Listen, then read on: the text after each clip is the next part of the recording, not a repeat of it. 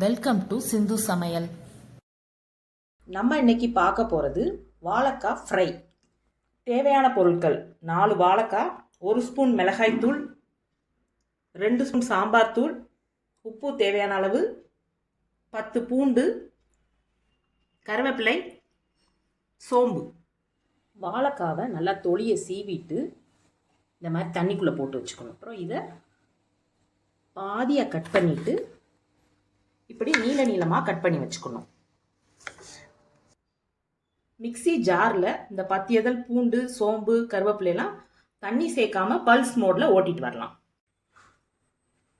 Pulse மோடில் அரைச்சிட்டு வந்துட்டேன். ஒரு இரும்பு சட்டியில் 3 ஸ்பூன் எண்ணெய் சேர்த்துக்கலாம்.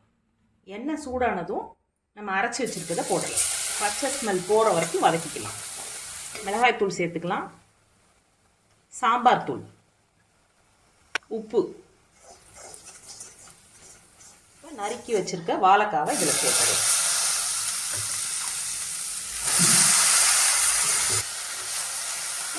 பரட்டி விட்டு ஒரு தட்டு போட்டு மூடி வச்சு சிம்ல விட்டு வேக விட்டுறலாம். ஒரு 3 நிமிஷம் வெந்துருச்சு. இப்போ மூடியை திறந்து பார்த்துட்டு ஒரு பெரட்டி விட்டுக்கலாம். வாழைக்காய் வேகிறதுக்காக கொஞ்சமாக தண்ணி தெளிச்சுக்கலாம்.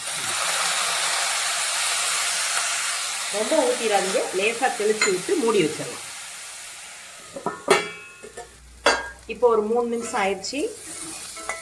டேஸ்டியான வாழைக்காய் ஃப்ரை ரெடி ஆயிடுச்சு. இது ரச சாதம், சாம்பார் சாதம்லாம் கூட வச்சு சாப்பிட்றதுக்கு ரொம்ப நல்லா இருக்கும். நீங்களும் இதே அளவுகளோட செஞ்சு பார்த்துட்டு கமெண்ட்ல சொல்லுங்க, ஷேர் பண்ணுங்க, மறக்காம சப்ஸ்கிரைப் பண்ணுங்க. நன்றி. வாழ்க வளமுடன்.